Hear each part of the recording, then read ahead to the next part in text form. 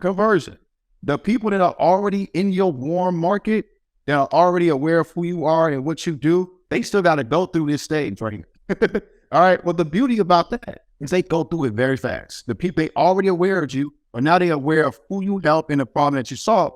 So they come from right here and then immediately go here. Don't spend a lot of time here and both come right here and then convert.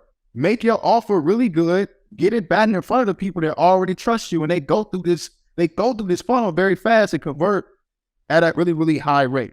When we talk about conversion, the intent is to get them to book a call, to get them to enroll. That's it. If you have a high ticket offer and you want to attract high paying people, if this is the only thing that you post, you'll kill the list that you got. The people that follow you, if you only post conversion stuff, meaning like hard call to actions, okay, I'm accepting 5 people that want to blah, blah, blah, blah, right? The only thing you do to your text and your text list and your email list and in your Facebook group is ask them for shit. No, if you're anything like me and you follow me and you consume my content, right? You give a fuck about people.